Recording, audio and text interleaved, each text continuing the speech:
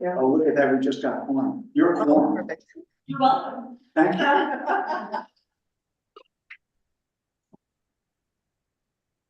You ready? Yes. Okay, thank you, everybody. Yes, happy to be here this evening. So we're in May, so everything is like rocket fuel, so everything is in full swing. My report is basically just on things that engage the community with parklands. We've had a lot of volunteer activities. I think I've mentioned that they were upcoming. Well, now we've had a number of them completed. So at McCaffrey Playground, there was a very successful planting program and cleanup that was led by Liz Young. Some of these events I'm not able to go to if they're on weekends. I've been very busy my other life, but the plantings were really very, very nice. I'm very, very pleased. They put in a lot of Aquilegia and some other native materials, and it was very, very well attended event. And it's important for that location in particular because we know McCaffrey sometimes has challenges. So it was a very, very good event there. April 28th, Matthews Palmer Block Association did some fence painting. Fence painting is very much a recurring theme. We have a lot of fences, and there are a lot of groups that come to CB4 parks because they want to be engaged. And there's not always planting to do, but there's tons of fence painting, and people enjoyed that. That was very successful. April 28th. CC Moore on May 2nd. Two things happened at CC Moore. They received an anonymous donation of about $25,000. And so that was used to fill out some of the plantings that were there. I think they also replaced some of the play panels on the play equipment. So you should stop by CC Moore and see the new plantings that are in. They put in some native perennials and some other shrubs that they filled out. And there was also a location where we had some fence painting that was on May 2nd. And just yesterday, the Avenues middle schoolers were over at Chelsea once again, painting fence. Coming up next week, May 16th, Chelsea lawns are going to be overseeded. And I can't overstate this, how important this is. They did 9th Avenue this spring. And if you go by there this year, even though the daffodils are gone, this new beautiful lush green lawn, even though it's got some violets and other things growing in it, but we have this beautiful lawn that really kind of transforms that location. It was a little bit bare and dry in previous years. We hope it survives the summer. So by the Seal Garden next week, there'll be another volunteer group coming in to oversee that lawn. Coming up for movies, from recreation, I think the first one we're going to kick off with is going to be at Hell's Kitchen. I'm sorry I don't have the title, but once again, many parks are going to have movies this season. I believe a few of them are sponsored by the city council person. I'm not sure which dates, but so May 16th at Hell's Kitchen, June 13th, Matthews Palmer, July 27th, DeWitt, and in September, we have McCaffrey and Chelsea. So it's a very, very full season of films and entertainment, and also a lot of community engagement that I'm really very, very pleased with. So we're going great guns. Do you have any questions? Go ahead. I saw the hands. I'll go around now. Hey, Paul, Matt Green here. Yes, sir. One sort of a silly question, but I've always been curious at DeWitt Clinton Park, on the east side of the fencing, there's a gate there. And I feel like at one point it was open to the public. It was just another way to enter to the field, but it's been locked for a while now. And I'm just curious, can that gate be reopened or unlocked, or is there a reason why just there's one exit and entrance to that large field? The answer is dogs. Dogs. The dog people love to, they sneak in. Should I say more? They sneak in. They go in anyway. I know, but the thing is, it's easier to meet them for education if there's fewer gates for them to sneak in and sneak out of.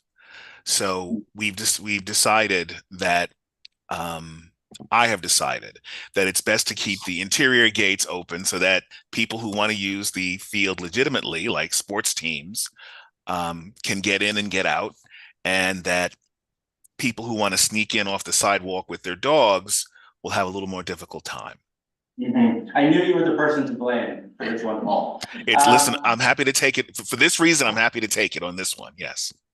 Yeah, it would be great to see that that other gate reopen, especially for families. It's a long, I mean, it's a hike to get around and you go all the way, especially if you're using that corner of the field because it's a busy park. So sometimes when you enter, you're gonna have an empty spot and it could be that section of the field, which means you have to walk all the way around through the field, then back through the field, and then all the way around again.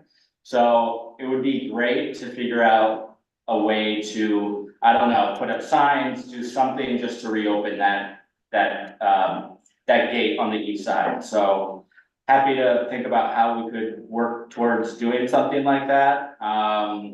But just wanted to bring that to your attention. Well, let me say that. Let me say this. I will. So I've heard what you said. I will consider that.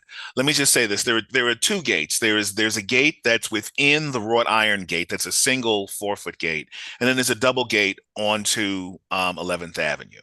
So, and I hear your concern. So I am taking under great consideration reopening the single gate that is nearest the Doughboy statue in the dog run.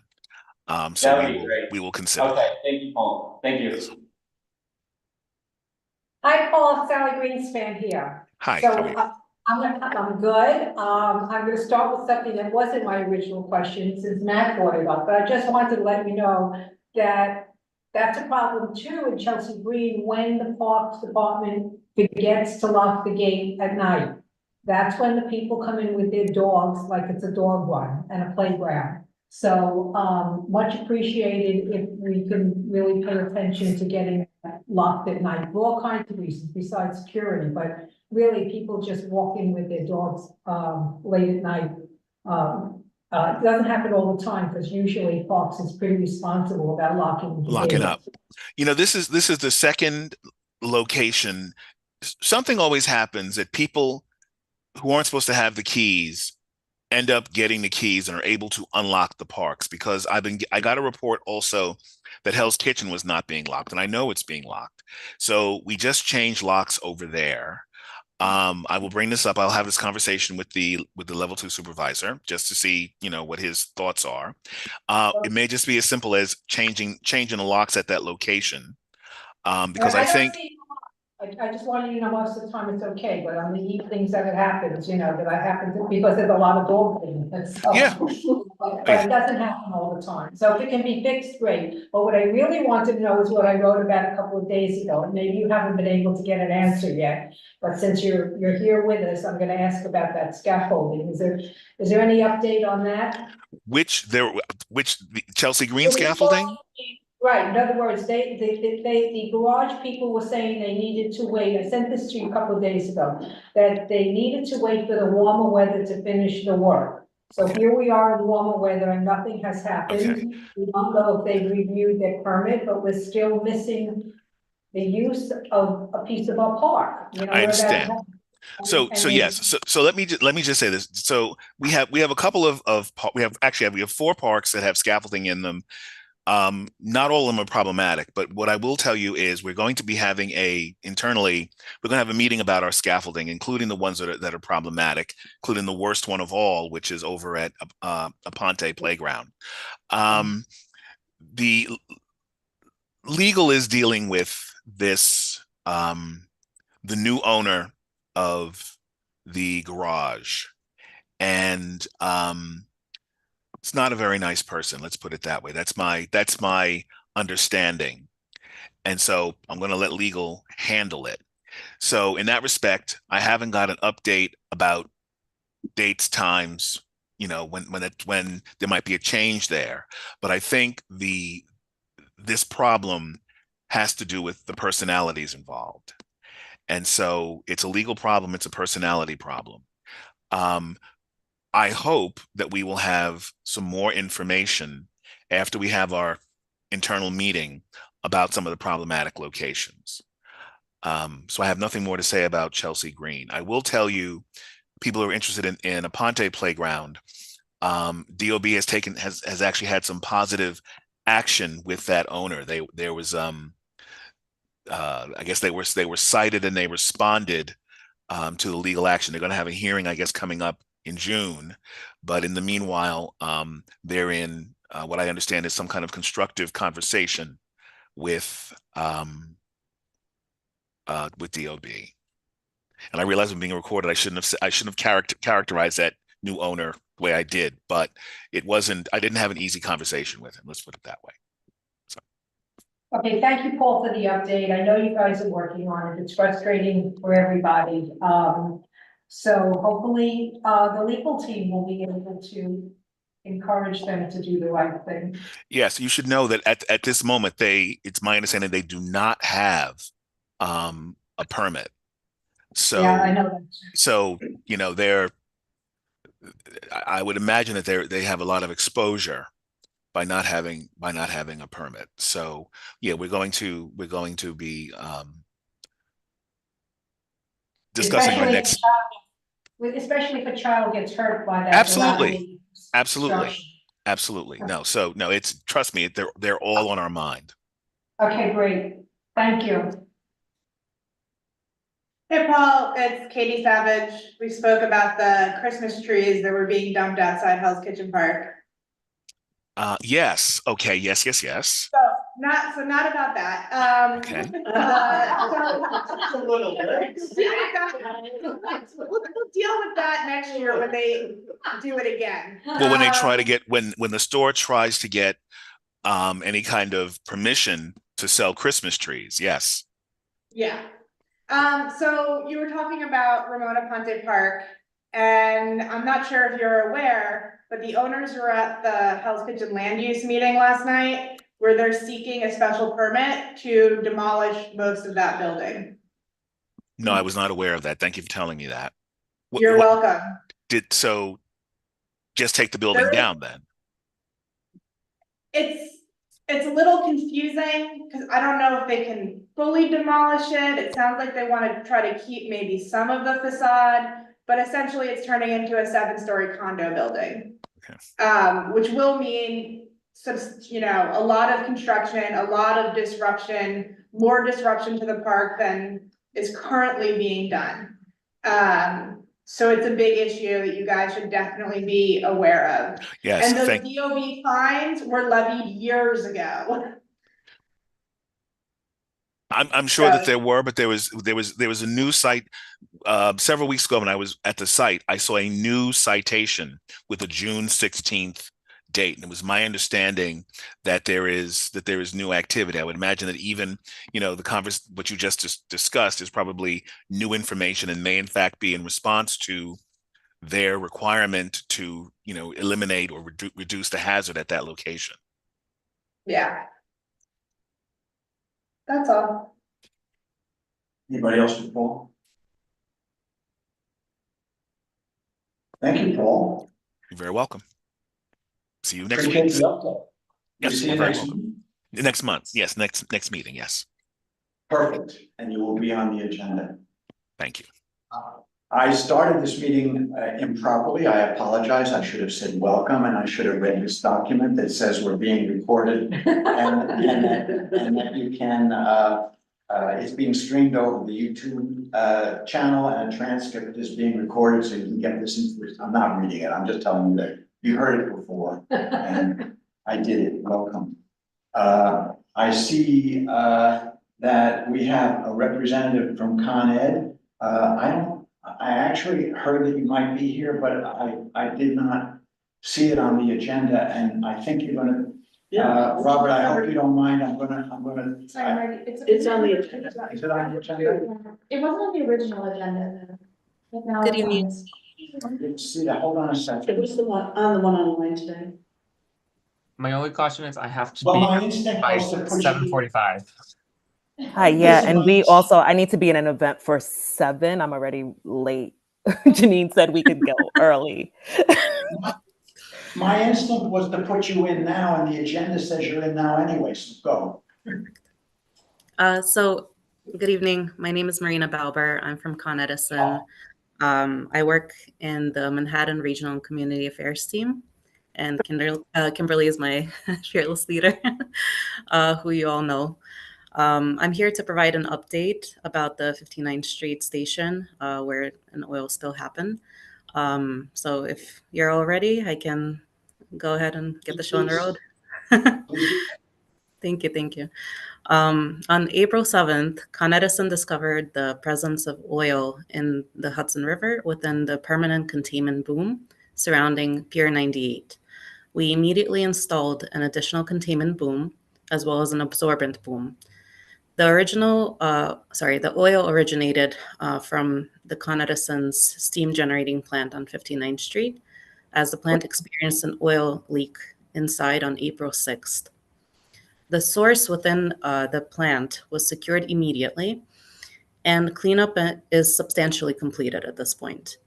To date, crews have removed approximately 80 gallons of oil that was released and recovered from within the containment boom at Pier 98. Now, the U.S. Coast Guard and New York State Department of Environmental Conservation were notified immediately and continue to oversee the cleanup operation.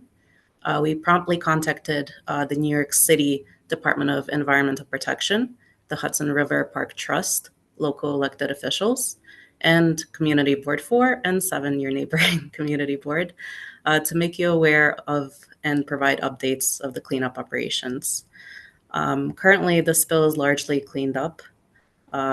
There's very little to no sheen being observed from the dock area. We continue to monitor and maintain a multi-layered protection system around the dock area, and we're working to perform additional cleaning inside of the steam station.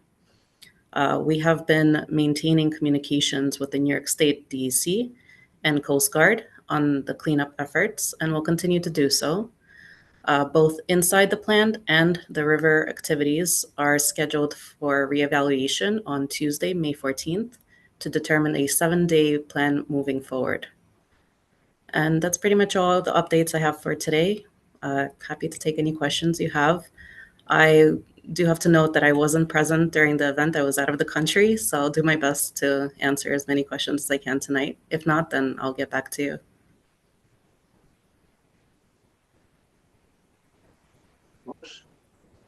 I mean, is Con Ed engaging in these sort of mitigation plans to prevent this from happening in the future?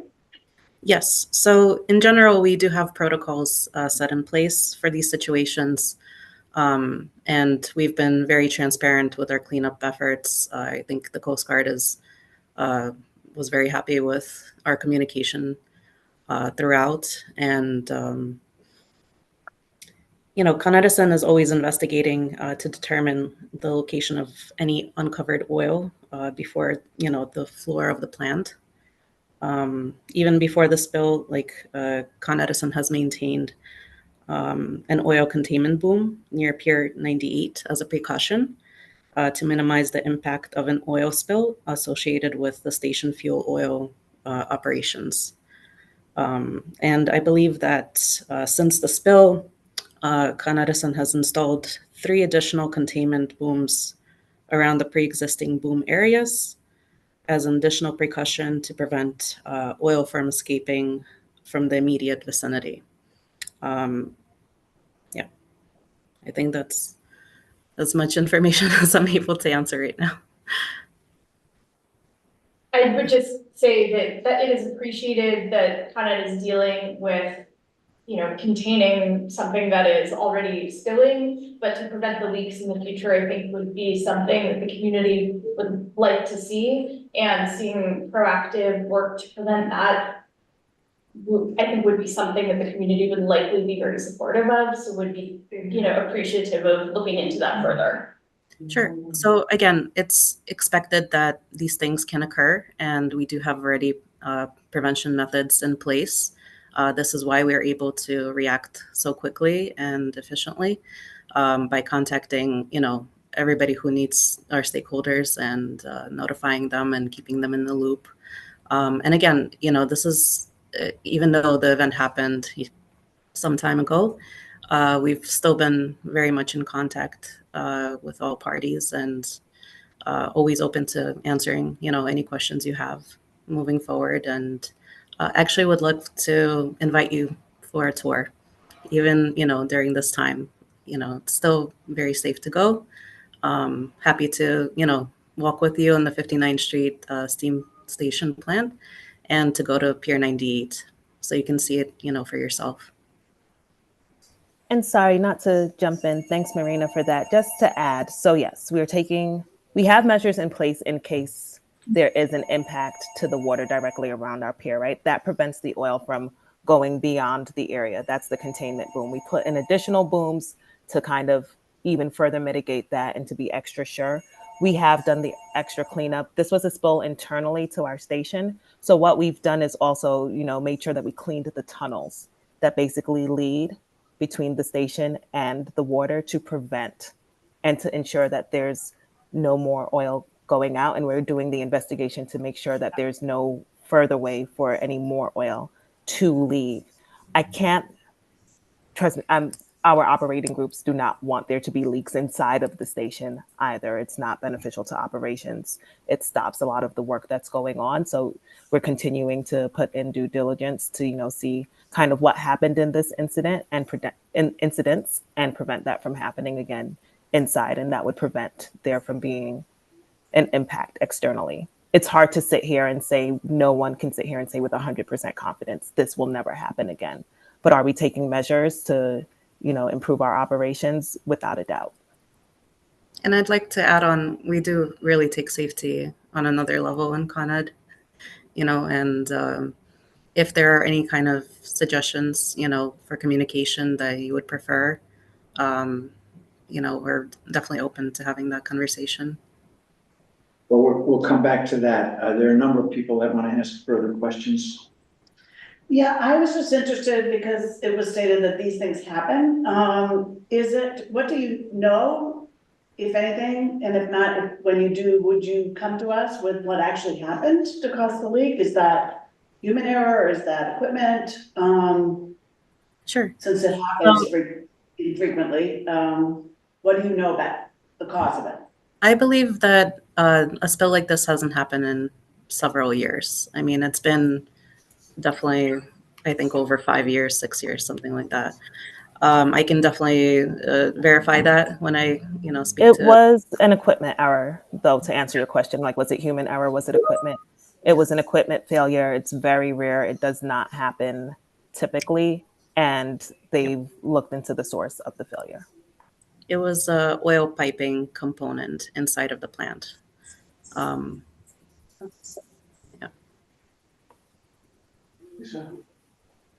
And was there any damage to the ecosystem in the river at all that was evident? Because it was contained, no, not to our knowledge.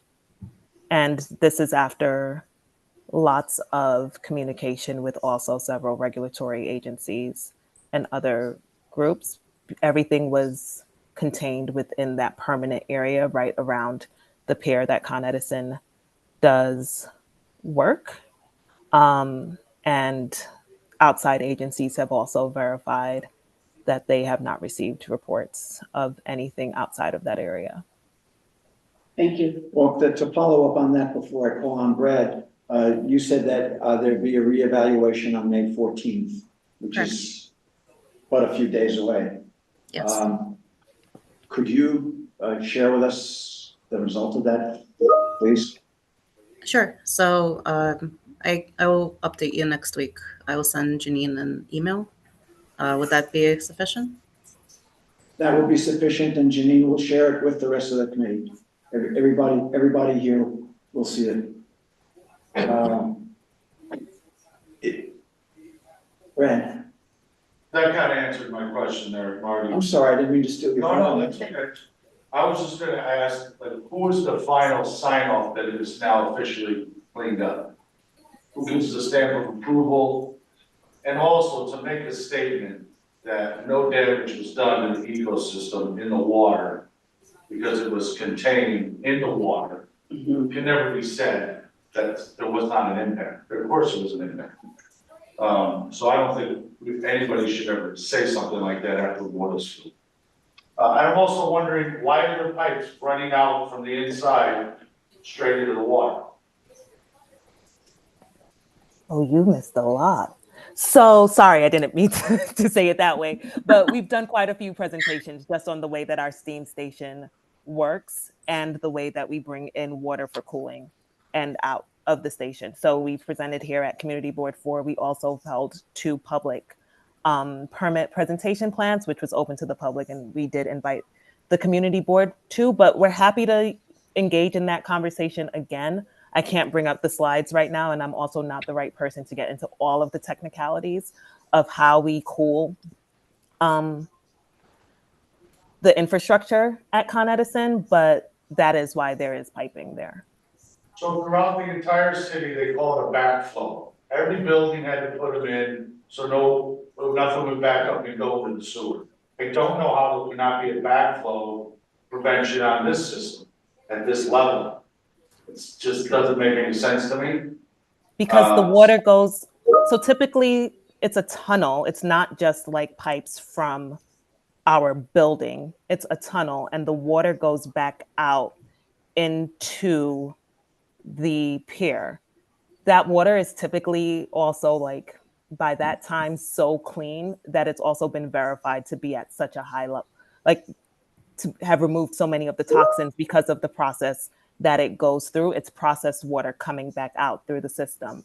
It's a little technical to kind of explain in this quick of a format and just going back and forth, but it's not Level, Kimberly. You just said it comes out clean, that's great. What I'm saying is, there had to be some type of detection to shut it down, to close the pipe. So something through the system is being tested to make sure the water's clean going back out. There must be some type of monitor to shut the gate, to close it, because we've got something wrong. So I just think saying, oh, it happened 5 years ago, one big disaster is one big disaster too much. Sorry. So, to say it happened 6 years ago and now pipe broke 5 years later, who knows what happens in 10 years when we've got a real problem.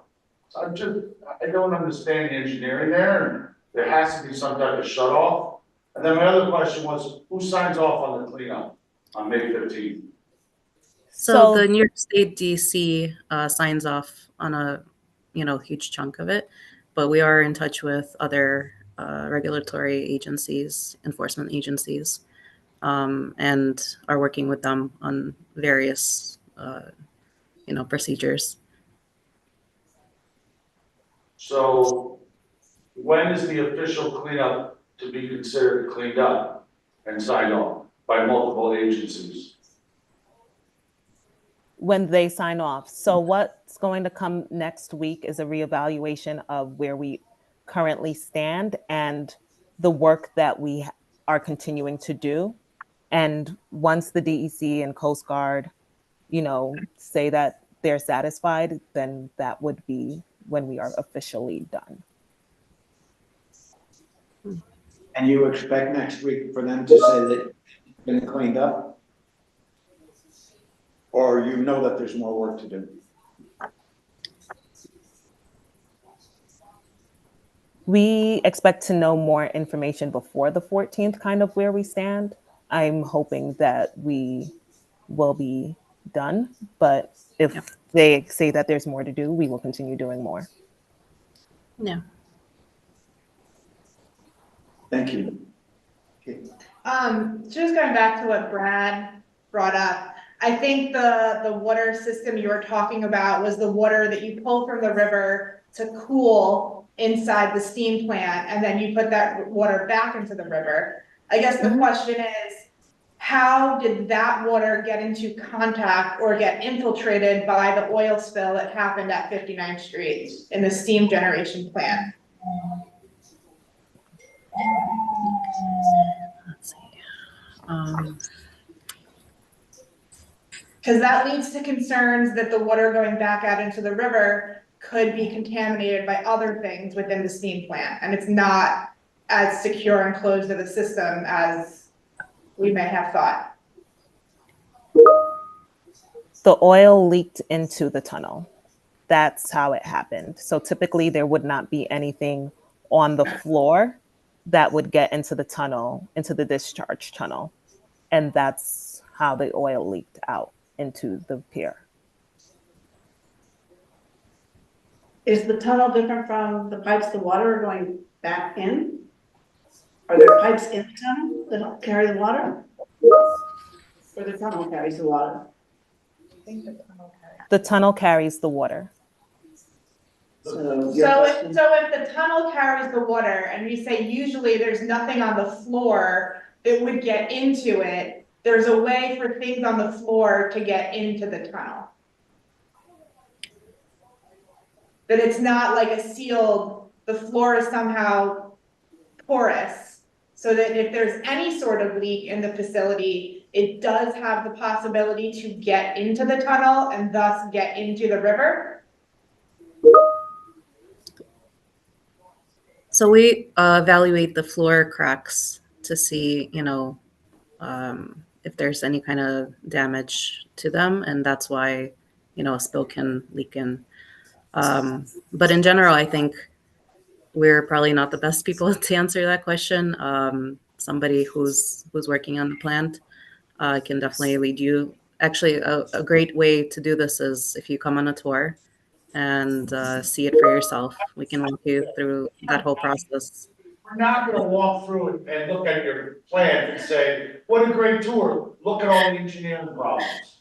That's not what we're here to say. We're the environmental board of our west side. So that doesn't cut it. And what I think we should write a letter and say, hey, on May 14th, besides evaluating the cleanup, we'd like to know it can't happen again. It can't just be signed off as it's now cleaning the water, but we still can happen again.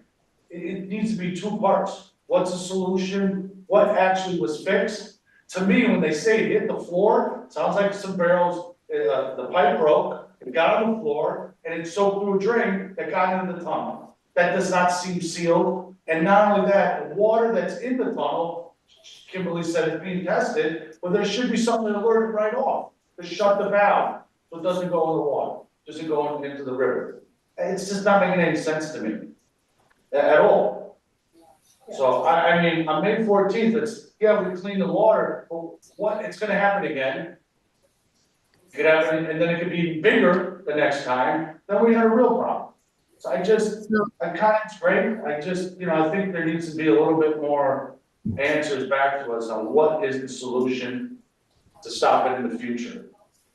So the boom is definitely one way to prevent, right, from anything going past a certain point in the water. So that's one method that we use, in order not to contaminate the water going forward. This is something that's already put in place. So Go we'll ahead. definitely ask our engineering team what else is happening. What I can say is, and I mentioned it before, they are working on improvements to the system. I do know that a root cause evaluation is still in process. And no, neither Marina nor I are going to be able to say this is exactly what happened. And I understand, the idea that you're proposing, right? We have this in other places in our company. It's kind of like if oil is detected, we automatically shut any mechanism for the oil to leave. This happens in our transformer vaults, for example, right? So if a transformer was to leak, we have a system there, and if oil is detected in the vault, we shut off anything that usually drains the water. It's not a foreign concept to the company, but as we work on improvements to the system and we do our root cause evaluation, we will then be able to put forward a final solution. At this time, I don't think that we can say this is exactly what we're going to do moving forward, or this is exactly how we are going to prevent this 100% in the future. It's been right now just about a month since this event happened. We are taking simultaneous tracks to both, ensure that we continue to keep the river free of oil in any measure that we can and we have control over, and to also figure out how we can prevent, mitigate improve this in the future. As Marina mentioned, there are the containment booms. That's a huge way to kind of mitigate the situation and prevent a larger impact to the general Hudson River, keep it contained into one very specific area.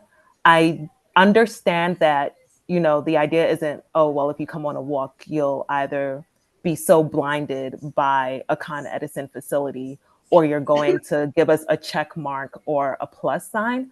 But I think the idea is that by walking through with the plant engineers, with even some of the experts or people in their roles who spoke to you, well, maybe not you specifically, but who've been at some of these other presentations and spoken to the community board before, it would kind of help to further enhance and share the information. And we're here to try to be transparent. There's no desire to keep information away from you. I think showing it is one of those things where it's a little bit easier to show than to tell. And you'd have all of the people right there. So I definitely understand your concerns. I get the point that you're driving home. And I respect that as, you know, the Waterfront Park and Environment Committee for Community Board 4, you guys are doing a great job at raising concerns and bringing them to the forefront and asking the hard questions. So the hard questions, oh, I had no hand, please. Thank you. Did they hire an outside contractor? What usually happens is, in something like that, is the agencies oversee everything, but the actual work is done by a contractor. It's The usually cleaning was done by contracted companies. okay. Was it Safe Harbors? Do you know? I think it's Ken's Marine Services, if I'm not mistaken. It could be. Okay. So there's somebody else in There's, there. I just yes, there's several independent, you know, entities looking into the work and helping us with this cleanup. Clean Harbors is also one of them. And, you know, we immediately called 2 additional cleaning companies once we discovered that there was a presence of oil in the water. I suspect Brad's suggestion will be agreed to by the committee, that we should be, and you should expect from us a letter saying, thank you for making this presentation. We appreciate the information. Anything that happens to, I will say our estuary, but it of course much bigger than just our estuary, is of concern to us. We hope you will share with us what your solution to prevent future, even if there's a spill inside the plant, future leakages of that spill into the estuary. What specifically was fixed? Will there be some kinds of barriers in the future to prevent anything that happens inside the plant from going into the estuary? And please share with us the information that comes out of the May 14th evaluation. I see heads nodding around the table, and I suspect a letter like that is one that you should, who should we send it to? To you? You can send it to us, Marty. Yeah. You can address it to Kimberly Williams. Councilmember Boxer. And we'll send it to the elected. Absolutely, yeah. Oh, that's cool. Thank you very much for your presentation. We appreciate it. Thank you very much for having us. Have a great Any other evening. questions? No, thank you. Very good. Thank you. Bye. Happy to see you.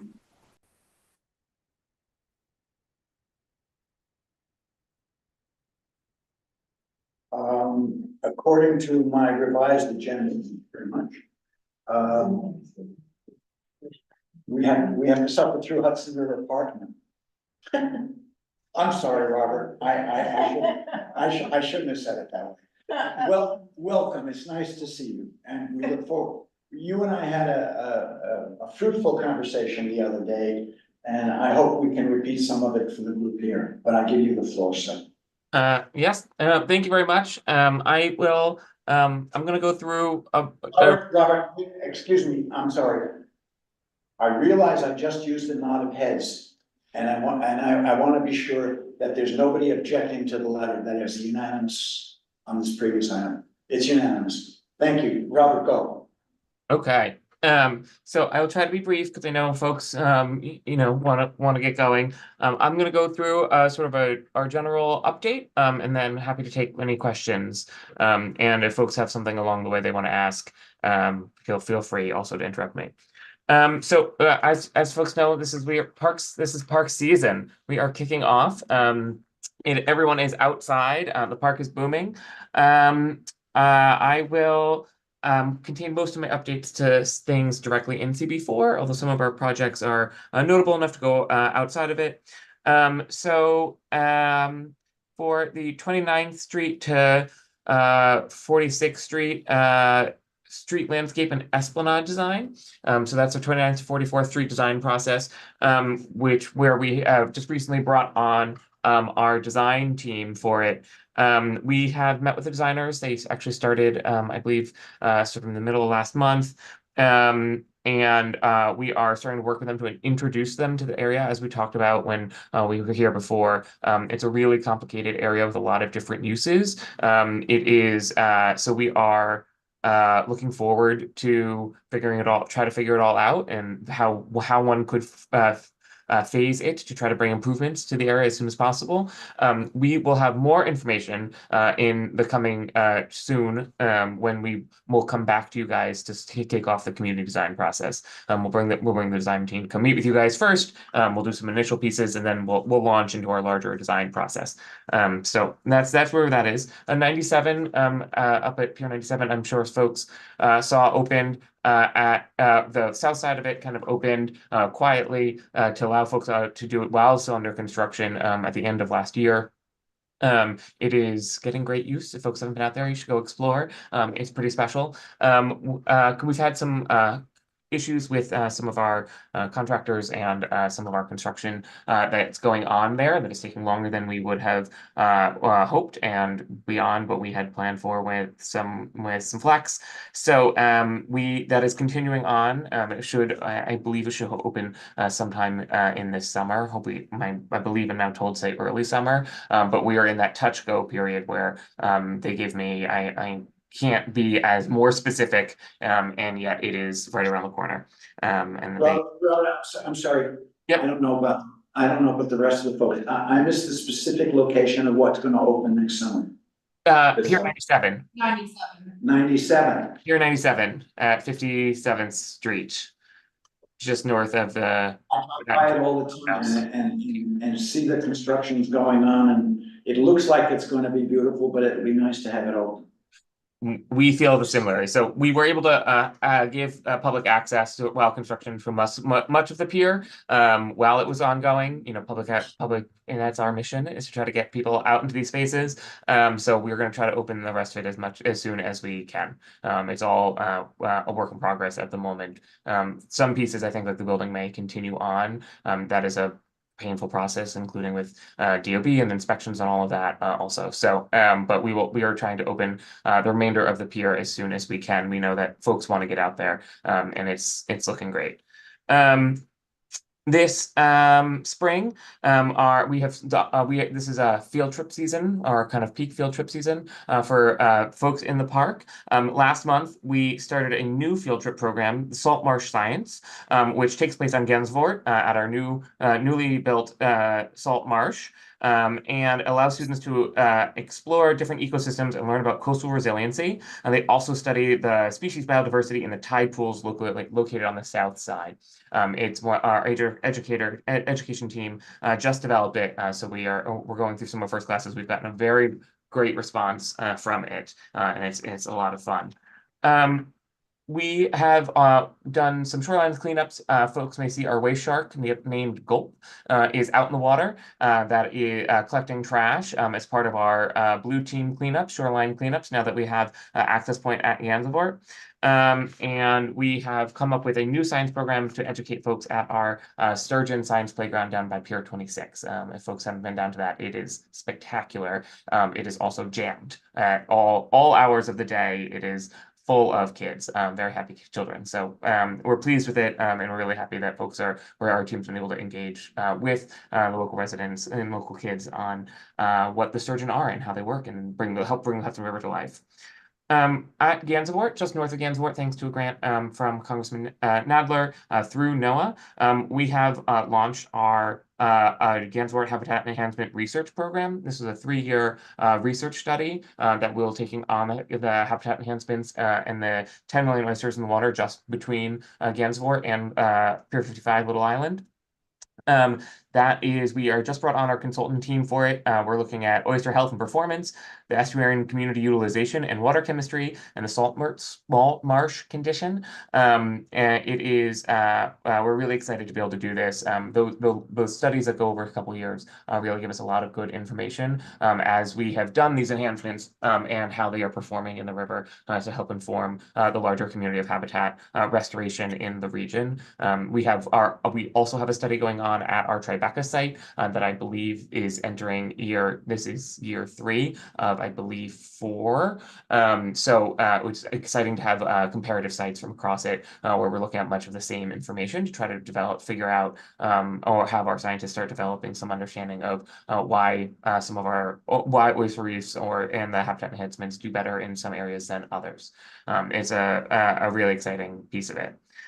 We have a research partnership with CUNY, and it's a small research funding opportunity where we work with the CUNY's Office of Research to select professors who have teams of CUNY students who do scientific research in the park every year.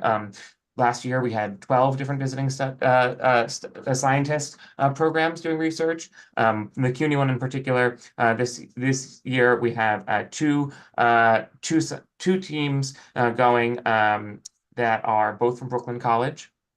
And one of them is looking at nanopore DNA sequencing technology to monitor microbial communities and harmful microorganisms in river water, and also study the presence of bacteria with antibiotic-resistant genes on microplastics in the Hudson River. The second team is looking at the influence of wave energy on habitat enhancement sites and oyster health within the park. So they're looking at the water and how those things move, which is a good complement to our ongoing research also. We're really excited to have it. It's really great. They present their pieces in public and getting the students out doing the research themselves. It helps get these kids interested in, frankly, STEM careers and becoming scientists over long term. It's a really great program, and it's a really great partnership we've worked really hard to develop. I'm going to skip over park programs, other than to say, with all of our fields going on this spring, we had 56 leagues use our fields with over 7,000 hours of permitted field time. That's across our 7 fields. So it's a pretty significant Tetris that we do with it. Some of our most utilized periods at Pier 40 are booked from 6 a.m. to 1 a.m. straight through on certain days. And we are currently in the middle of accepting applications for the summer season. Let me keep going. We worked to do a lighting survey throughout the park on all park lights. We included the bikeway, which falls under New York State DOT's bikeway adjacent to the park, but the street lights are maintained by City DOT. And to help fill the gap, we did the inspection. We identified a number of lights that were out or had issues, and City DOT has started to do repair work throughout it. So hopefully that will get done, and particularly after the winter season, it's important that we do that. The water at all our playground features, so Pier 84, Chelsea Waterside Park, Pier 51, and Pier 25, as well as at our dog parks at Tribeca, Morton Street, Gansevoort, and the Chelsea Waterside will all go on by May 24, in time for Memorial Day weekend. We do not, our drinking fountains, our team has been turning them on along with our irrigation so far. We purposely wait until later in May when temperatures are consistently warm enough for folks to be able to get wet. The spray features in particular, when we get 40-degree days, it can be dangerous for folks who can't maintain their own temperature. We planted 8 trees on Arbor Day. And with May is Boating Safety Month nationally. The third week in May is Boating Safety Week. It is a presidential declaration. We hosted along with Downtown Boathouse had shared Harbor Day, which was about getting a series of commercial and recreational boaters in New York Harbor at Pier 26 for a sharing and commuting of mind on water uses. We also had our a boating awareness day at Gansevoort with our new launch, trying to connect users of Gansevoort to our 5 non-motorized boating programs in the park. All of our boating programs and our boathouses will all open within this month for service. They're all gearing up, cleaning up, getting kayaks ready. It's really exciting. I'm sure Katie has more information on exactly when Manhattan Community's Boathouse will open. But that is underway. We also hosted our annual water safety meeting with all of our tenants, commercial boaters. We had the Coast Guard and Gateway came to do a presentation to help start engaging folks on the in-water construction that they'll be doing. I think you guys have seen pieces of that also, but we wanted to make sure that our boating community within the park was able to hear directly from it and provide feedback, along with engaging with our ferry operators and commercial boating operations that are in the park, that have to coexist peacefully with our non-motorized kayakers and rowers. Our park concessions are all opening up, and that's it. I will now skip over to our programming season, and let's see if I can do this appropriately. All right. Slideshow from beginning. Can folks see? Yeah. Excellent. So we have a really great season coming up. I will whiz through this, and then we can get to questions. Our Healthy on the Hudson is returning. We have a new partnership with High Rocks, which is a gym sports program that's going to be doing a festival on June 1. It's like a competition on Pier 76. They've been doing free workouts as part of their lead up to it on Pier 76. Gym sports, if anyone knows, involves carrying things, throwing medicine balls, rowing machines. It's all the things you do in the gym competitively. I was new to this endeavor. If you all want to try it, you definitely should. Throughout June, September, Healthy on the Hudson is back. We have 2 different Wednesdays and Thursdays will be MCB4 with both yoga and HIIT, including HIIT at Pier 97, our newest space. We have Bike New York is back on Pier 76. They run free bike classes. You do have to register both on the weekends for kids, with the because the classes size are capped, and then also they will offer free programs to local schools, groups, daycares, all sorts of institutions who can book a class out on Pier 76 to help keep people learn how to bike. It's one of our newer. This was new last year, and we're really excited to expand it. We have Bollywood and Bhangra will be at Pier 63. It is a dance fitness class, and if folks haven't done it, it's a lot of fun. And we will be working with our partner, Ajna Dance Company, who will be doing a Diwali celebration in October. For music, we have Matinee Music is new this year. That's going to be at 14th Street Park in CV4, where we're going to be lunch for the folks, lunchtime music for the folks there. It's exciting. We haven't really activated much in 14th Street Park for this type of programming, so we're excited to be able to do it. Sunset on the Hudson, Pier 45, always a longstanding staple. This year we have Randy Jones, the original Village People cowboy, who will be performing the Friday before Pride weekend. It was a great get for us. He is in fact doing a screening of the video alongside of it, and we'll sing YMCA for you. The Blues on the Blues, in partnership with Jazz Foundation, is at 2 locations this year, and that is both 97, where we'll be doing it, and Jazz at Pier 84 will be returning. A longtime staple, very popular program. We have Broadway on the Boardwalk is one of our newest programs. We're really excited for it. This is gonna be in Clinton Cove out on the lawn.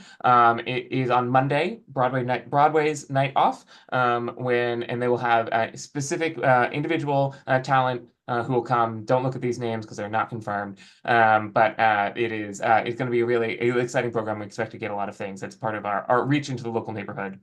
We have Dance is Life on Pier 76. The first one, which is, I think, in June. I'll send you all the calendar. Is going to feature Ladies of Hip Hop as our kickoff program. Sunset Salsa, pictured here, is coming back to Pier 76 also. Really a great one.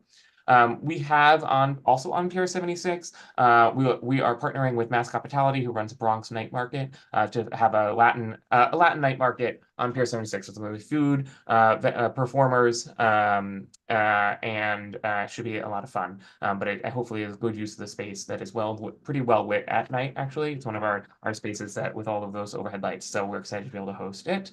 We have our science program. Guided galleries at Pier 57, Big City Fishing, along with and some off of Pier 97. And we are going to be careful. I think we are doing it at the far western end to avoid any conflicts in the abatement.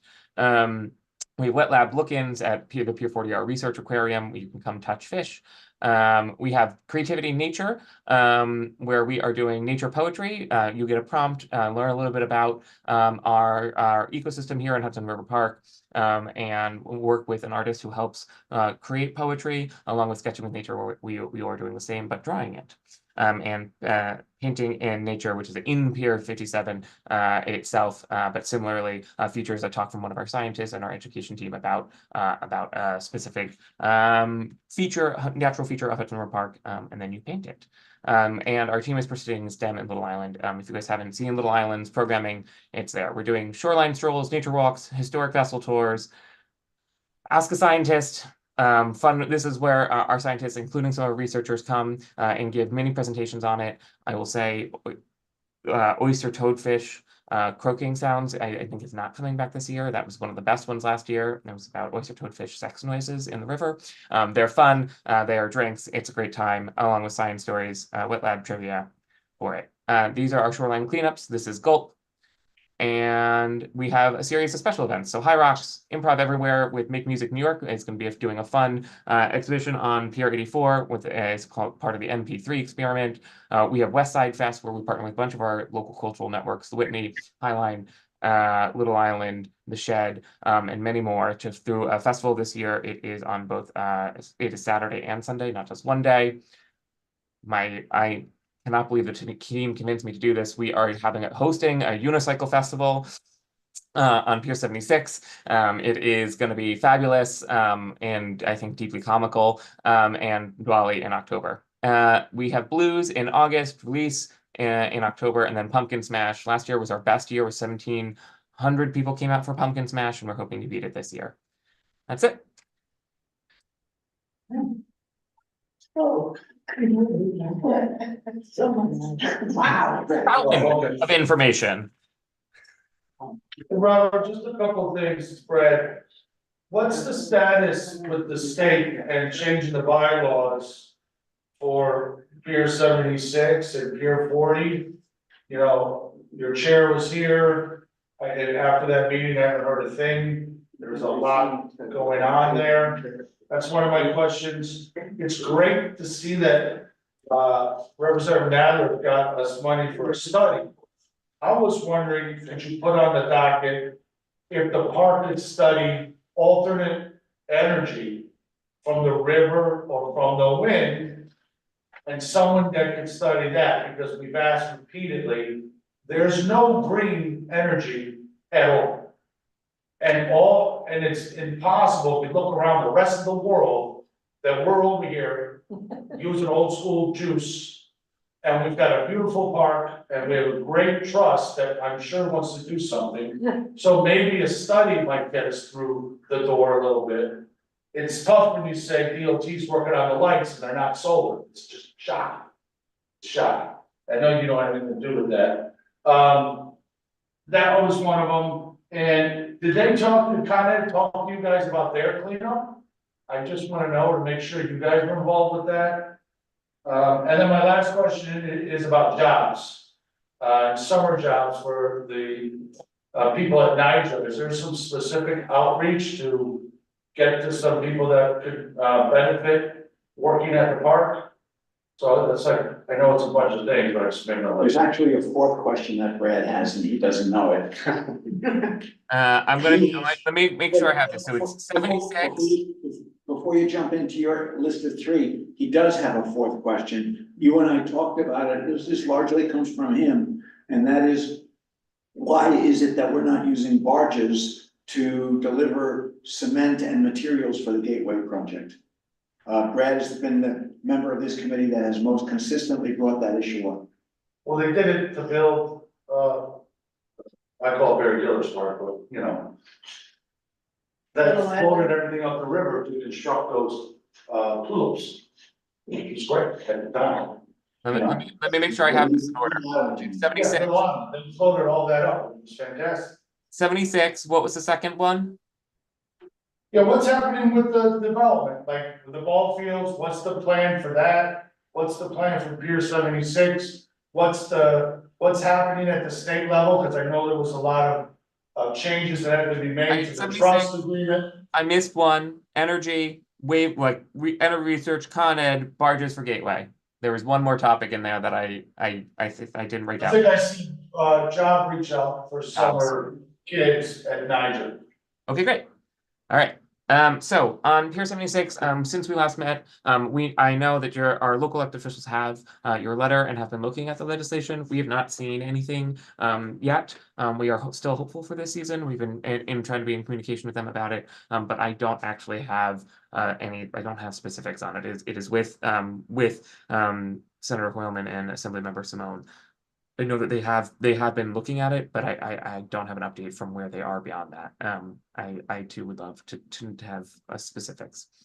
So that's all I have. I wish I had more, but we have been trying to engage them, and they have been very interested and responsive. But at this point, it's in the Albany world, and outside of our ability to do. On jobs, we do have a number of pieces of it. We do outreach, particularly when we have jobs that are not just seasonal jobs, but even full-time positions. We do reach out to the tenant associations. We do also work a lot with Doe Fund, which pulls from many of the same communities, and then work to elevate some of those folks into some of our full-time or seasonal roles. It is also, we have our science leadership program, where we work with students who work on paid internships doing STEM education and research throughout the park summer season as part of it. That's one of our great internship programs, and that pulls from citywide. We pair high school students along with college mentors, and both of them move through the process at different peers. So it is help building the leadership. Many of the high school students become our college mentors in future years, several of which have gone on to, careers in STEM and including with us. It's a program, one of our job programs that we are, and workforce training programs that we are really proud of and excited about. For our seasonal positions, I don't know exactly where it will. I know we are mostly, I believe, staffed up, but I will double check. And we do. We also have participated with Eric Botcher has his workforce connections program, where they bring local employers together to help share those sorts of information, and we participate as part of that as well. And that includes outreach to NYCHA. So there's actually a larger program, and I would defer to his office to give you all the details. I have known that it's been going on, and I know our HR team works on it, but I can't actually even pull the name off of the top of my head.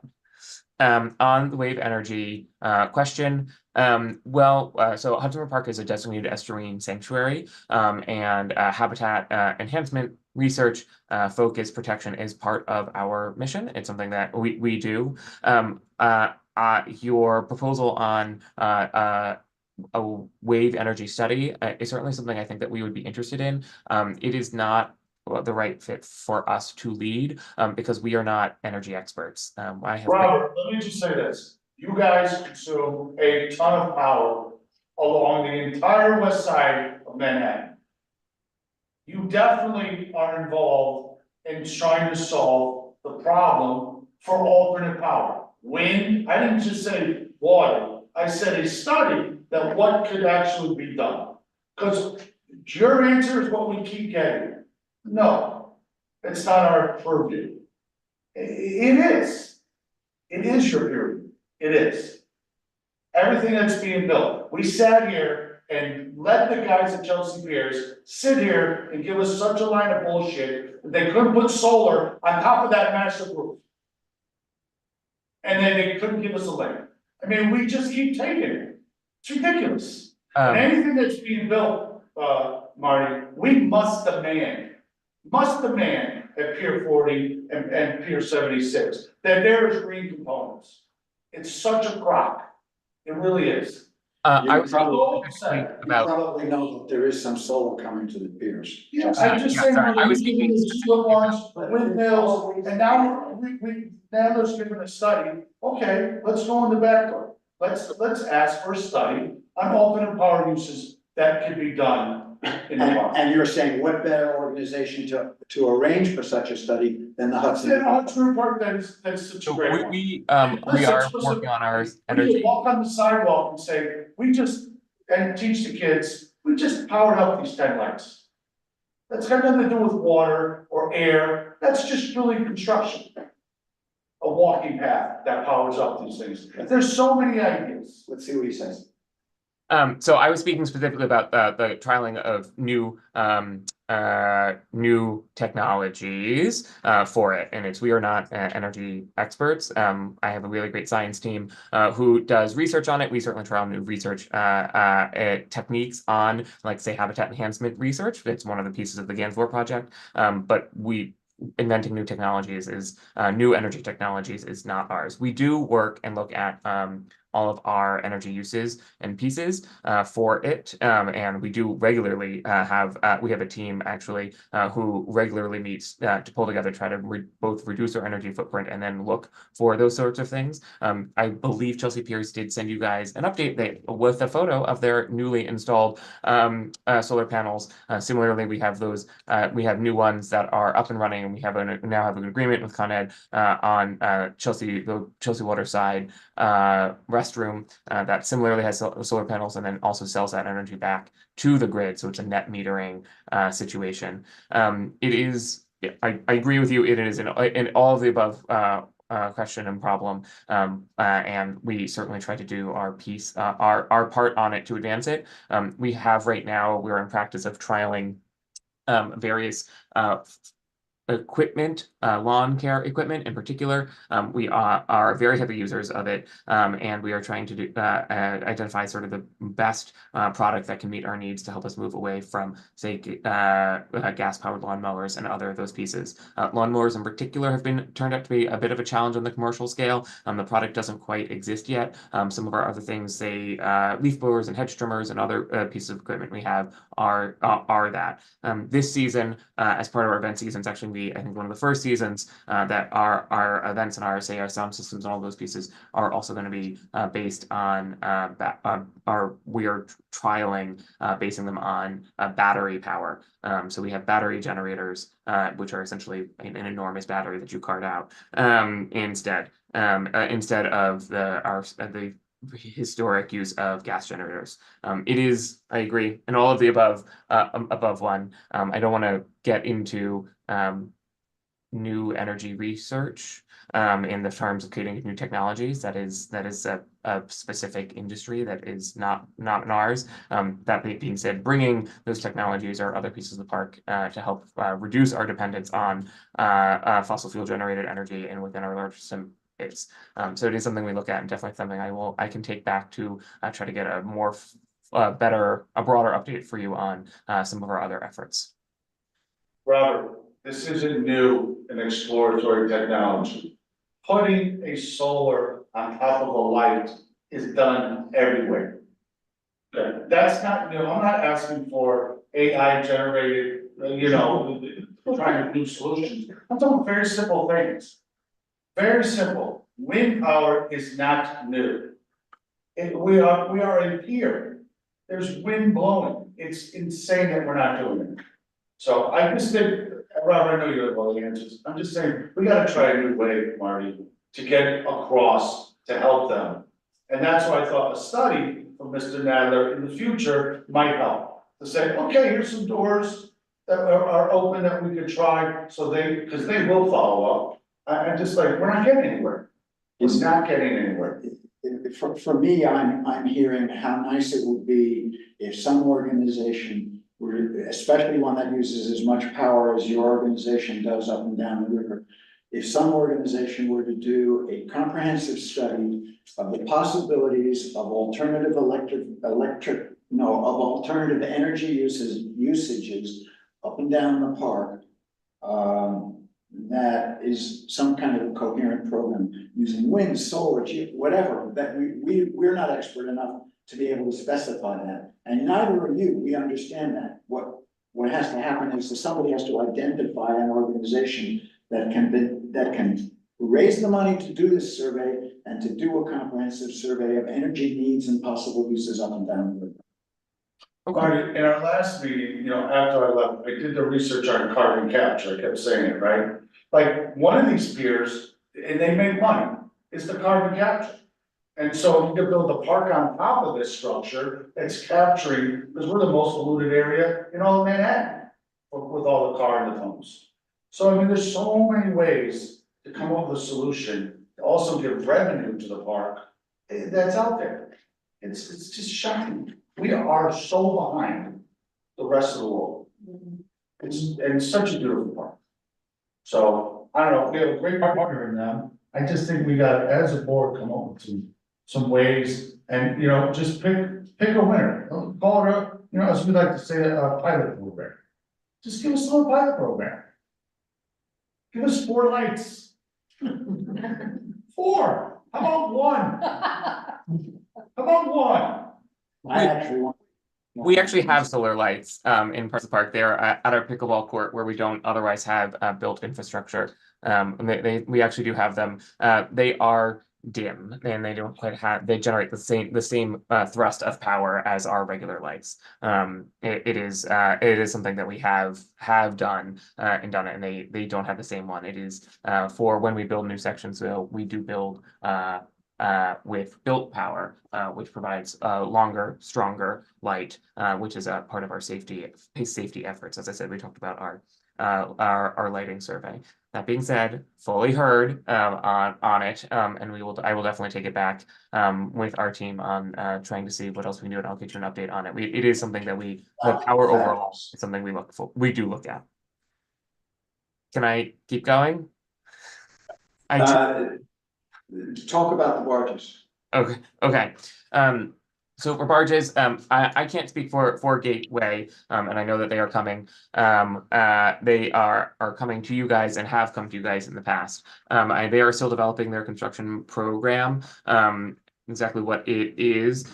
They will be doing construction in the water, starting in the center of the Hudson with a coffer and moving closer to the shore. As it does that, they have to do ground improvement freezing to get the tunnel through. And they are, I'm sure will come, if they haven't already, they are, I believe, coming to you guys soon, or should be. And for that, within the barge delivery system, it is, I will say, it is. Wait, hold on a second. When you say they're coming to us guys soon, they're probably not coming to this committee. We saw a presentation, and I think you were there. There's a lot of truck movement, and they're probably going to go to transportation, not to the environment committee. But the environment issue is, why are they talking about truck movements at all? Why aren't they talking about bringing the materials on shore without using trucks and disrupting our community? But as soon as you start talking trucks and street traffic, that's not going to happen in front of this committee. We have encouraged them to include you guys, particularly because of the impacts in Hudson River Park within us. So I can definitely follow up on it. I don't want to speak to what they have evaluated, what they haven't evaluated, because I frankly don't know all of the specifics. But I certainly will. I can ask follow up on that question. But I can't answer on behalf of Gateway. You gave me an answer, and I don't hold you to this, but that there was some issue about the necessity for dredging to get barges in, that there were a bunch of issues preventing the barges from happening. It is And- shallow. And our harbor expert just says it is shallow. When $26 billion they're spending. It's a joke that they can't clear that out. That's an absolute That what he's saying. 26 So I billion. don't want to speak on gateway. What Brad is saying was my reaction to And we it. can't get a light, we can't dig a little mud. Hold on. When you said it was shallow and she said it was shallow, I believe that. But this is such a huge project that putting trucks in our neighborhood, it doesn't seem to be the environmentally correct answer.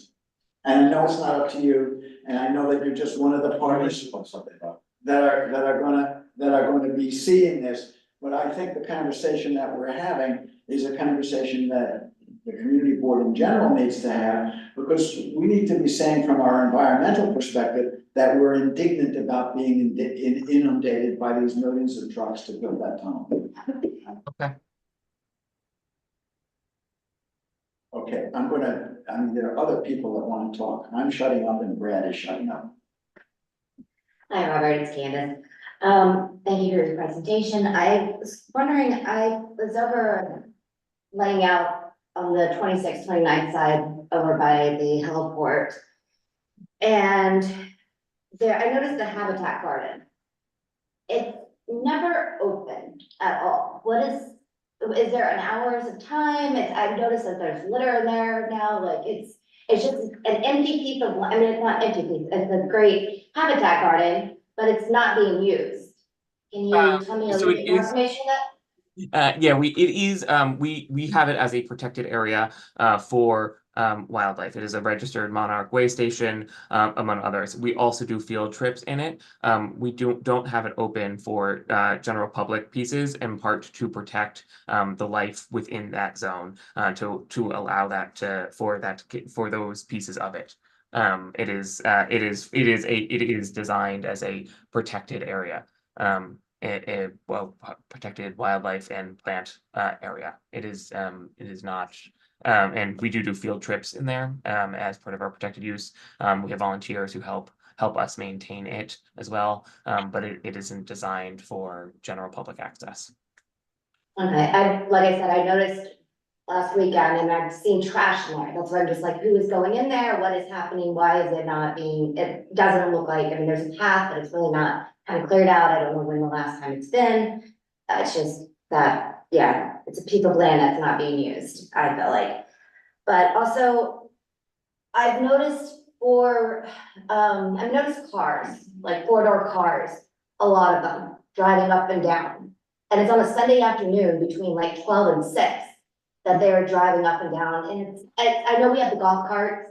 I just don't understand why we're using four-door cars to police that area. So I think that's PEP is the ones who have that. It is part of their parks enforcement, which is under New York City until we contract to do our enforcement. We do try to use golf carts wherever possible. Some of the PEP teams, and particularly inclement weather and others, use those. They do have to be out in all conditions. It is part of it. It is, you're talking about the little smart car, right? It's little. No, it's not little, it's 4 doors and it takes up the whole little sidewalk, takes up the sidewalk. I have a picture of it. Okay. I have a video. I will make sure to see which one it is. Motorcycles. No, it's like, and there's 4 people just sitting there with their windows down chilling. Just driving up and down. If you want to send me the photo, I'm happy to go talk. I'm happy to raise it with our operations team. We do try to limit that to greatest extent possible. And I definitely will follow up to see sort of what exactly that is. It's not it. They do use a smart car on the Esplanade. I'm surprised to hear that there was the full 4-door car. But I will happy to follow up on that one. Awesome, thank you. Hi, Robert. I promise my questions are much easier. Number 1, the waste shark, which is super awesome. Very excited about that. In the Pier 96 embayment area, right next to Pier 97, there's that like semicircle area that's constantly filled with trash. will we see the waste shark, go to other protected embayments, or is it just staying down by Gansevoort? At the moment, we are using it at Gansevoort. It is large. It's like 300 pounds and difficult to move. It doesn't fit in our otherwise in say the Motrex and other pieces. So we have the ability to get it down to the water there, up and back using the kayak landing. It is something that we are interested in trying to explore, trying to use it in other areas. But our team needs to, frankly, to practice and be better at using it before we do that. So I think for this year it is homed at Gansevoort as part of the shoreline cleanup and the blue teams. And what you're talking about is the historic bow notch, which is what you're talking about, which is what they carved in order to, as ships got bigger, to allow larger and larger ships to access the then piers. Unfortunately, now it's like a trash fire. And perhaps, you know, if the park has difficulty moving the waste shark by land, can be moved by river. It is. Well, that's a crazy thought. It is a challenge. Getting it onto a boat is a It's much smaller than a whole barge. Can't do that. And then my last question, you know, when you were talking about the redevelopment of the Esplanade from 29th to, was it 44th? So just like Pier 84? 46. Then just from basically just south of the Intrepid, I think is where we're looking, down to 29th Street. Okay, so my question, there is a piece of waterfront area between Pier 86 and the Manhattan Cruise Terminal that you can see it through a gate. It has benches, it has signs. We asked, when we went to the cruise terminal in October with EDC and Ports America, we asked why that area was shut off, who had control of it. We never got an answer. They kind of said, oh, we think it's the park. So in trying to get more space open, how do we open that space for public use? So you are talking about, I just want to do this. This is the part that's under the covered area, just within Pier 88. Under their helix. They were like, oh, it's a security problem. Yeah. Well, they didn't really give a full answer, so I think it would be nice to find out, like maybe. Let's make sure we're all talking about the same spot. Here. Oh, sorry. Here. I believe so. That building is the cruise terminal? This is the cruise terminal. Sorry, this is. Yeah, so yeah, so that's the area. You know, you can see there's like a plaque that's telling you about something on the water, but you can't get to it. That is a lovely Hudson River Park interpretive that we put there before they installed the Marstech zone and sealed it off. It is sealed and controlled and under the control of the Manhattan Cruise Terminal. It is not ours, unfortunately. Got it. Okay, so then we need to ask the cruise terminal, because they don't use, I've never seen them use that space for anything. Yes. So we should take it back. Look at all the people that come off the ships, let them stand there and wait for their cars, instead of walking on. Oh, like the human corral, Yeah. yeah. They're walking on the highway, which they haven't come back, by the way.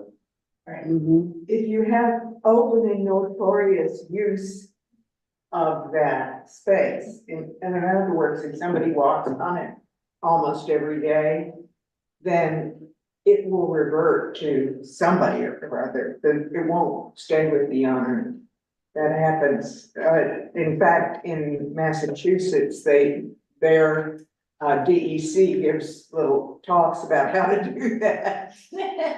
What did you say, it's sealed off? It's sealed off, you can't access So nobody's. it. So there's no way in No, at all. unless you're in the cruise terminal, you might be able to gain access to it. I'm not sure if it's completely closed off, but I've never seen people back there, and there's no way for the general public to gain access to it. So it'd be nice, it's a very wide space. It would be nice But can you to, see it? yeah, you can see it through the bars, you can see the benches, you can see the signage that's sitting there right at the edge, telling you maybe what the submarine is or Okay, so it's about not the park. blocked off from visual thing. It's not blocked off from visual, but it's blocked off from access, and it sounds like it might have been blocked off like post 9/11. But with everything going on, and I'm sure they've increased their security, I see no reason why that needs to continue to be blocked off from public usage. Yes, it is unfortunately not ours. Okay, so we just need to get EDC to come back and talk about the cruise terminal. Yeah, you folks haven't, made any movements in that direction, have you, in getting that piece opened up? I know it's not yours. Yeah, that's it is. Once it is off ours, it is unfortunately with another agency, and I don't want to comment on what is not ours. But it's under EDC. That has to be on our list of concerns, that list of concerns that we sent out, you all have. We should probably include, how would you identify this one? I mean, it's the, Pier 80. it's between Pier 88 and Pier 86. I think there's definitely a red hole in the state, right? No, it's city That's EDC. probably, The city state. Homeland Security, So if it's the pier terminal, Well, I mean, I don't know. I don't know if it's easy. If it's EDC, so Robert's saying that it's not the parks. If it's part of the cruise terminal, then it's EDC, which is the city. And EDC leases out to Ports America. So I don't know how Homeland Security gets involved. It sounds like it's a Ports America EDC issue. Unless there's some That whole security cruise reason. terminal is. It is, but if that part is not being used and they can just move the fence. I'm not fighting that. Yeah. But they can't fall back and say that, oh, Homeland Security won't let us, they can just move the fence. The least I'm gonna do is add it to that list of stuff that we have, and next time we see her, we've gotta keep asking the question. The way we've been asking questions about solar and some of that is Yeah. happening, we gotta keep asking Well, questions. EDC is probably due to come give us an update, because that law passed about shore power, so we should know what's going on with the Manhattan Cruise Terminal. And there's a study that they were doing with Con Ed to find out. Well, my notes. And the community fund from That's the, what I am. Fun, what's everyone fun? Oh, right. Roberts. yeah, that's not a Robert Yeah. issue. I was gonna say, is there anything else for me? Anything else for Robert? Thank you all. Appreciate it. Hope to see you at one of our events this season. Appreciate you being with us, thank you. Thank you. Take care. Hello to the boss. Now, if I see the amended agenda correctly, old business, new business is left. Do we have any of that? Yes, I'm old, it's her only. Are you old? Well. I shouldn't be asking that. I am actually. I just want to let you guys know, I ran into Mike Noble on the street and he suggested I come to this committee meeting. At Chelsea Piers, the figure skating coaches, we created the first figure skating, labor union in the nation, we think. We had an article in the New York Times Metro section on Sunday. The article basically suggested Chelsea Piers has I got fired, another colleague, Angela Chang, got fired also. The article suggests, oh yeah, that's right. Yeah, for union activity. I've been there for Chelsea Piers like almost 30 years, Angela 23 years. We last August, 77% of the coaches signed on to a letter that we'd like to create this labor union because we want to meet Chelsea Piers at the bargaining table. And don't get me wrong, we love Chelsea Piers. We are, and just to give you guys a little more detail, we are part-time employees and we're also independent contractors. So independent contractors for our private lessons, but part-time employees for the classes, birthday parties, drop-in lessons. So it's kind of like, that's kind of our structure. It just doesn't seem to keep on asking Chelsea Piers to recognize us. And we just want to meet at the table as equals, just to be able to discuss policies. We feel like they're unilaterally making decisions that affect us without our input at all. No meetings, canceled meetings, lack of communication, canceled sessions without notice or very little notice. So what we're asking is like very, very reasonable. We have the support of Brad Horman. He wrote a letter in support of us last fall. I just talked to Eric at the IC Gala on Monday. He seemed to be very interested. We have a meeting with the policy director, the borough president on Wednesday, next Wednesday. So I just want to let you guys know that what's happening. We're sort of, I guess, you know, similar to a lot of the other independent contractors in the city. You know, the Uber drivers, you know, other independent contractors that are trying to, you know, get some kind of protection. And we're just asking for your support. Was the New York Times article a fair representation? I thought it was. I thought it was very, very fair. Yeah. Chelsea Piers fired Angela because she's not working enough classes. But then they just came out with this policy. Like they never gave us notice. They're just like, oh, okay, you're fired. And some people are fired and then other people are not fired, which is interesting. And then for me, I wrote a letter in support of one of my skating parents going through a very like horrific divorce. And then they told me that, oh, we got this letter from the father and the lawyer, don't worry about it, it's inconsequential. And then all of a sudden they're firing me for writing a letter of support, which is protected activity. So, you know, it's totally invested, what's going on. We're still gonna keep up the, you know, keep up the fight. Thank you. I will at least share the New York Times article. I'll send everybody the link of that article so that you can all hear more in more detail from what you just heard. Yeah. Of what's going on, and then we should have another conversation. Is there a copy of the sign-on letter that can be found anywhere? It's something. We can send it to you guys. Yeah. If you send me a link to or a copy of the sign-on letter, I will send it out to the committee along with the link to the article. Right, okay, great. And we, yeah, I mean, we don't wanna do this, like, escalation stuff, like, I'd rather just teach, you know? You've been teaching at Chelsea Piers, what was the number? Like almost 30 years. And Angela, at the old Skyring on 33rd Street. This is street. Yeah, the street. Skyring was on the 16th floor. One of the buildings, and then, you know. My kids there. I put my kids there. Yeah, It's that long. yeah, it was great. It used to be this ice rink, but then it also used to be a nightclub. So it was like a weird, so at 6 a.m., you know, people would be walking out and then the skaters would come. It just, yeah, so. But anyways, I'll get you that information. Thank you. Thank you. Yes. Another question, Loud, please. did this committee respond to the mayor's budget cuts to parks? I'm sorry if I missed it, last month. We wrote a letter of asking for 1%. I don't remember when. Do you remember when, anybody? We wrote a letter promoting that the park, It was before the mayor issued the mayoral budget. which was Which was, reducing. yeah.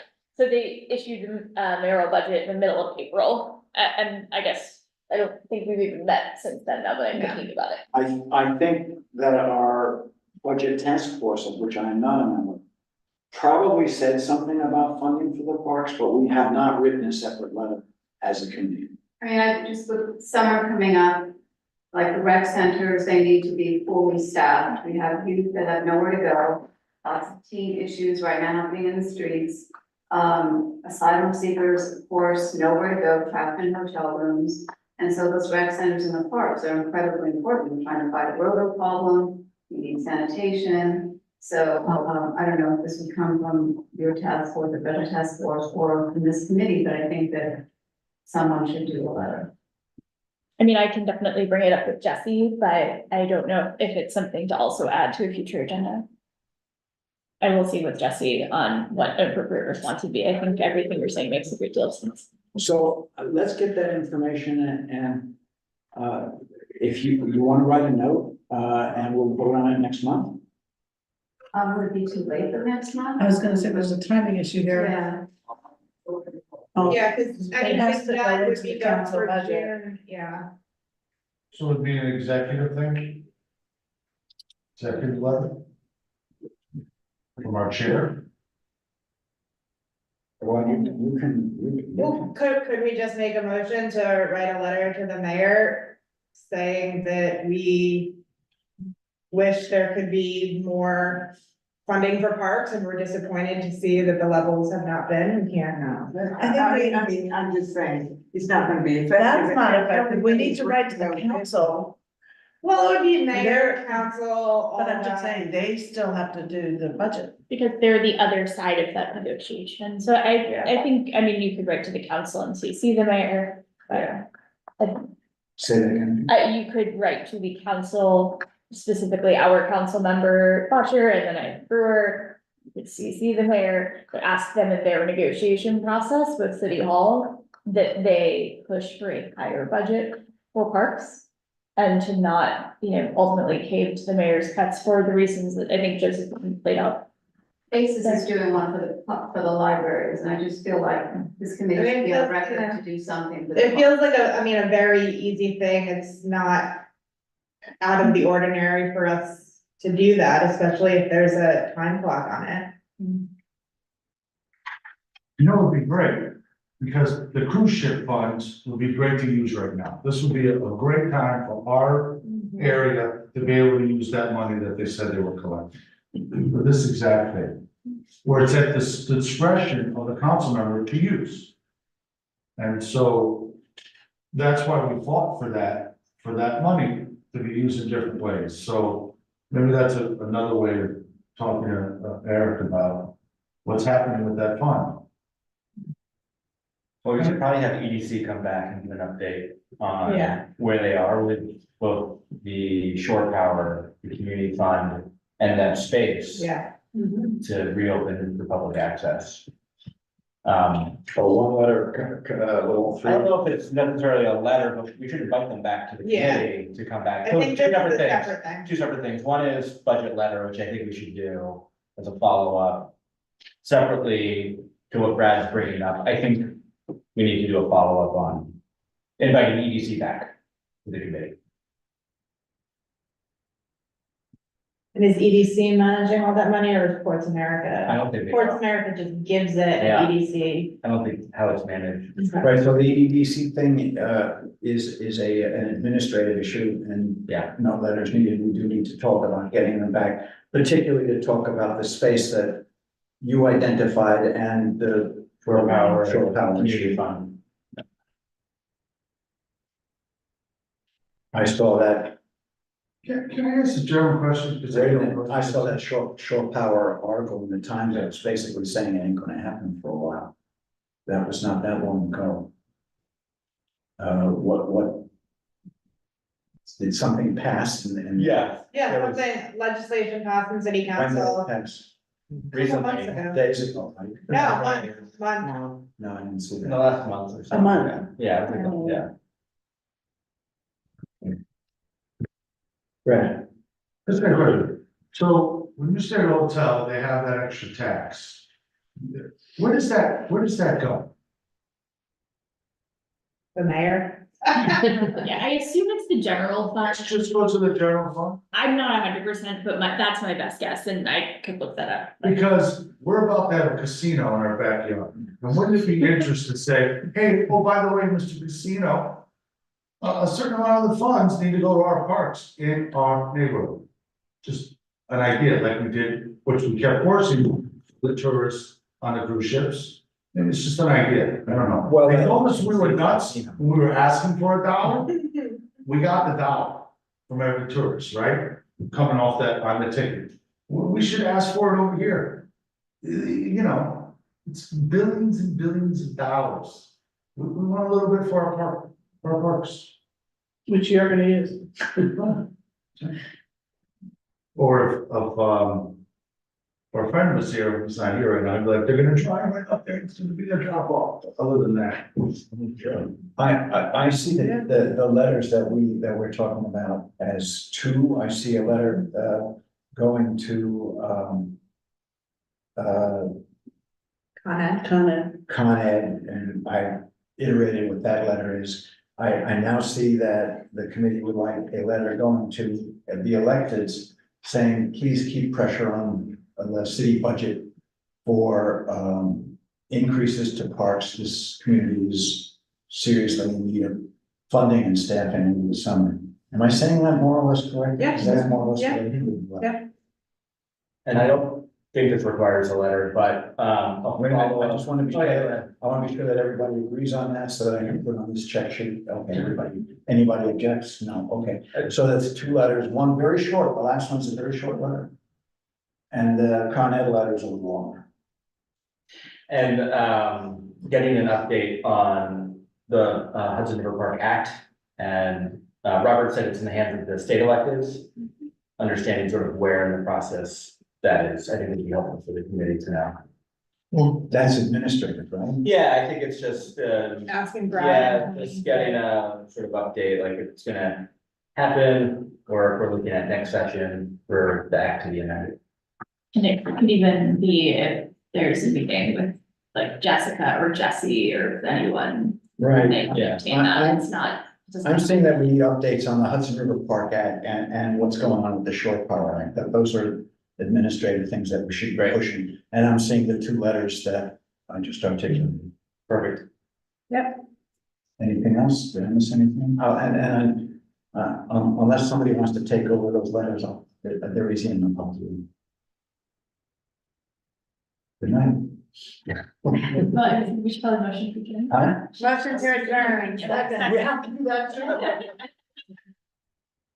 Thank you very much. Thank you. Thank you.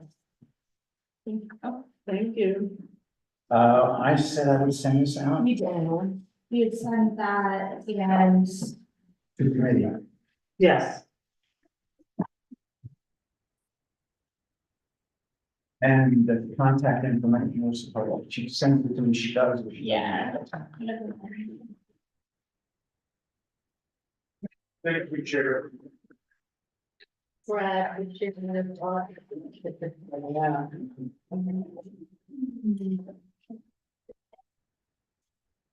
They're on.